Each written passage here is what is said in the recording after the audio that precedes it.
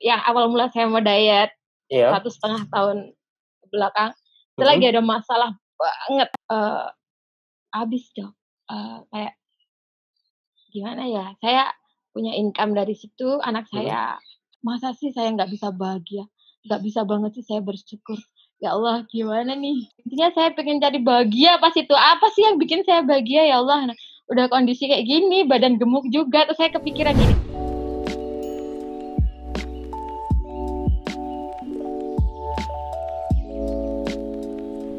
Terima kasih semua teman-teman sudah hadir di channel YouTube The Doctor's Diet. Hari ini saya kedatangan seorang tamu istimewa, Mbak Tia. Jadi Mbak Tia ini mengirimkan ceritanya via DM, mengirimkan foto before after-nya. Terus saya kaget banget, benar-benar saya kaget. Jarang saya kaget ya.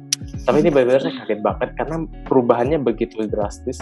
Dan setelah saya ajak-ajak cerita sedikit, ternyata cerita di baliknya sangat menarik buat saya. Jadi akhirnya saya merasa, wah ini kayaknya harus saya bagikan juga kepada teman-teman semuanya. Akhirnya saya minta Mbak Tia bersedia nggak hadir untuk saya wawancara gitu. Dan ternyata Mbak Tia yang bersedia dan hari ini akhirnya kita akan wawancara. Oke, mungkin bisa perkenalan sedikit dari Mbak Tia, silakan.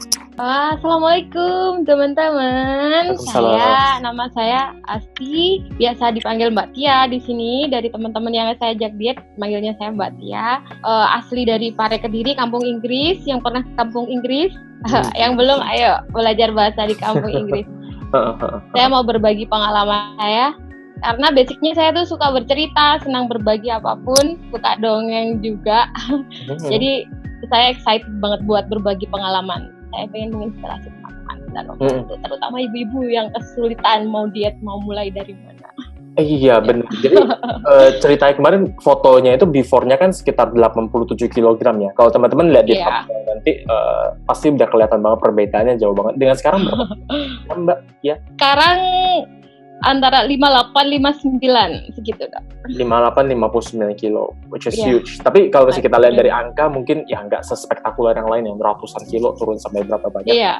Kalau kita lihat dari perubahan bentuk badannya itu yang menurut saya sangat-sangat drastis dan kelihatan banget sebenarnya. Mungkin Mbak Tia bisa cerita sedikit dulu, kita mulai dari awal banget. Kenapa kok bisa sampai 87 kg, terus background Mbak Tia gimana, sehari-harinya dulunya gimana? Saya ibu rumah tangga. Awal-awal saya punya anak satu, saya nggak bekerja, saya bukan ibu bekerja, saya di rumah aja ngurus anak.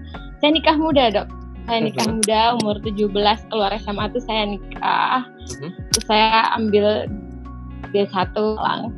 Usia 19 itu saya punya anak pertama. Usia 19 itu saya punya anak pertama. Lalu anak kedua itu semua saya urus sendiri. Punya anak kedua saya mulai kerja. Saya mulai kerja ngajar. Saya ngajar di PAUD full day kayak gitu. Ngajar di PAUD full day.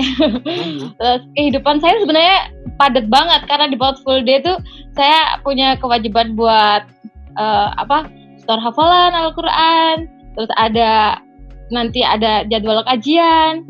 Kegiatannya banyak banget, nggak kayak biasanya guru TK kan orang bilangnya cuman ngajarinnya udah selesai gitu. Tapi di TK tempat saya ngajar itu benar-benar gurunya itu dipaksa harus belajar banyak. Jadi kita itu harus ngisi kajian, harus datang ke tugas, terus kita tuh harus bikin APE. Benar-benar seharian tuh full di sekolahan. Di sekolah nggak sampai sore lah, kita sampai sore. Bahkan kita itu masih harus piket di baby school. Di sekolahan saya tuh ada baby school. Jadi guru-guru yang punya baby itu, babynya ditaruh di baby school. Jadi kita nggak meninggalkan anak di rumah. Jadi masih bisa ngasih di situ, ngasih makan di situ. Jadi kita berangkat sambil bawa baby, ditaruh di baby school, kita ngajar. Nanti kita pulang, baby kita udah diurusin. Setiap hari kayak gitu, bahkan Sabtu Minggu pun kegiatan masih banyak sekali. Jadi sebenarnya saya bukan tipe-tipe yang nggak ada kegiatan. Jadi kegiatan saya tuh dari dulu udah banyak banget. Nggak kepikiran, nggak mikir penampilan sama sekali pas itu. Sama sekali nggak mikir penampilan. Jadi berat badan saya bertambah itu saya nggak kerasa kok ada perubahan gitu, nggak kerasa. Punya anak kedua itu masih baik-baik aja.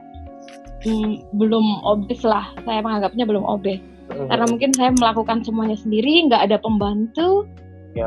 Ya mungkin antara kalori masuk sama kalori keluar tuh imbang, jadi nggak ada yang sempat kesimpan jadi lemak ya dulu itu. Habis itu saya kayak terlena gitu, nggak tahu kenapa mulai anak kedua habis selesai menyusui berat badan saya kok tambah banyak, jadi suka makan. Terus teman-teman tuh banyak yang bisnis kuliner gitu dong. Iya. Jadi sering ditawarin tuh ya saya iyain aja. Ya deh, kirim ke rumah. Terus mulai ada GoFood, mulai ada aplikasi tuh. Itu bisa GoFood seharian tuh datang di rumah. Loh, kok segini banyak, aku tadi pesen ini. Datang semua. Enggak tahu saya, Dok. Akhirnya saya bisa bengkak segitu besarnya habis menyusui anak kedua.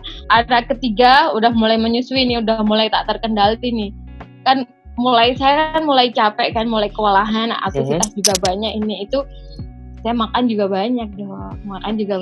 Saya kan ketika menyusui di sekolah tuh, dia kan di baby school, saya masih ngajar tuh. Saya nyusuin gitu. Pikiran saya tuh gimana jangan sampai nih anak saya sambil kerja, jangan sampai dia kurang makan gitu loh. Itu sebenarnya lebih dari ke saya biar mengurangi rasa bersalah saya, dia ketakutan dari ibu sih, saya ngerti gitu banget. Kan. Memang ada ketakutan seperti itu. Betul. Jangan sampai dia kurang makan gitu. Kan kalau dia nangis di baby school tuh kan kedengeran dari tempat saya ngajar. Nggak enak juga. Cuma nyebrang jalan aja dengar, anakku nangis nih. Iya betul. Aku jadi bawa bekal, Dok. Jadi bawa bekal makan. Jadi kadang sambil makan tuh aku langsung ngepam gitu. Saya antar ke baby school dalam kondisi ASI masih anget. Habis saya pam. Yang penting anak saya nggak kelaparan. Jadi saya ketakutannya kayak gitu. Jadi saya makan apa aja yang ASI banyak. Intinya adalah melimpah. Mindsetnya tuh harus makan banyak supaya ASI-nya produksinya nggak stop gitu ya. Harus seperti itu ya. Dan makan apa aja. Makan apa aja, nggak milih-milih, yang ada apa makan. Itulah. Beberapa tahun kemudian saya hamil anak keempat. Mulai nih, Dok, hamil anak keempat tuh nggak tahu ya. Saya kan nggak paham dulu tuh. Pas hamil tuh saya berat badan saya tambahnya banyak banget sampai 23 kilo, kulit kering, bengkak. Saya terus ngelihat diri saya sendiri tuh, ya Allah, abu-abu gitu loh wajah saya tuh. Nggak ada bersinarnya sama sekali, lemes. Ya Allah, itu anak saya paling kecil kan. Saya ngelahirin dia. Lah ini awal mulanya di sini. Ya awal mula saya mau diet 1,5 tahun belakang. Itu lagi ada masalah banget, tapi ada yang perlu disyukuri lah di situ, tetap ada yang bisa disyukuri, kita bisa mengambil hikmah di situ. Betul. Masalahnya berat dan datangnya bersamaan. Di situ usaha saya tuh habis, Dok. Kayak gimana ya? Saya punya income dari situ, anak saya semuanya sekolah swasta kan, kebayang sekolah swasta sekarang gimana kan kebutuhannya kayak gitu, urusin kayak anak banyak, kayak gini apa-apa sendiri. Lagi di kantor tuh lagi ada masalah juga suami sama kerjaannya. Suami saya PNS di kecamatan gitu. Lagi ada masalah juga. Terus usaha saya tuh tutup. Kena tipu ada. Dan barengan. Kena tipu tuh 2 tempat tuh bareng. Jadi saya punya usaha rental mobil gitu, rent car. Itu tutup. Habis semuanya, motor habis, mobil habis, semuanya nggak ada. Saya nggak bisa ngapa-ngapain. Ya seketika, bisanya cuma nangis, nih anak besok mau dikasih makan apa? Sekolahin nggak bisa. Saya tuh sampai ke sekolahnya anak-anak tuh bilang, mohon maaf, saya nggak mau menyusahkan sekolah karena kondisi saya seperti ini. Saya bilang terus terang ke sekolah, ke pihak sekolah. Saya terus terang saya mau pindahkan anak-anak ke sekolahan yang saya mampu bayar gitu. Sebenarnya hancur banget di sini. Pasti saya. Di jalan tuh sambil nangis, naik motor tuh sambil nangis berderai. Apalagi lihat anak saya, lihat ekspresinya. Saya belum bilang ke anak-anak. Cuman berangsur-angsur saya kasih tahu, Ibu keadaannya lagi kayak gini, mohon maaf. Akhirnya mereka bisa mengerti, entah bisa mengerti beneran dalam hatinya kan saya nggak tahu. Tapi saya hancur banget pas itu. Sampai beli listrik aja tuh, beli yang nominal paling dikit, Dok. Bentar-bentar bunyi gitu kan. Sampai anak saya tuh bilang, Bu, listriknya kok bunyi lagi gitu. Dari kondisi yang dulu sih bukan yang serba ada, tapi cukuplah sekian. Sekarang jadi benar-benar nggak ada. Berat pas itu, berat banget. Jadi awal mulanya di situ nih, saya gabut, saya harus gimana. Saya buka usaha, saya jualan nyewa food court gitu, usaha kuliner. Terus harus tutup juga karena satu dan lain hal harus tutup juga. Ya Allah, pas itu saya benar-benar down. Meskipun masih bisa tersenyum, sebenarnya di sini tuh hancur banget. Yang kita tunjukin aura positif, kita masih bisa tersenyum, tapi sebenarnya di dalam hati kita sendiri kan nggak ada yang tahu. Iya, karena kita sendiri.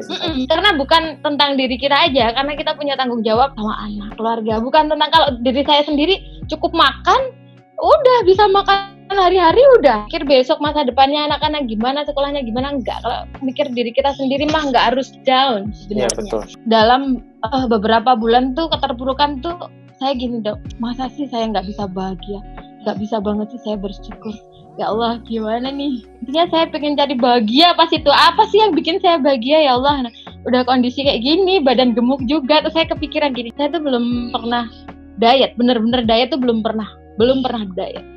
Dan ini diet pertama saya serius dan jadi dalam kondisi ketiadaan tuh, maksudnya keterbatasan secara ekonomi ya. Saya pengen semua yang saya lakukan harus jadi. Saya nggak mau melakukan sesuatu main-main.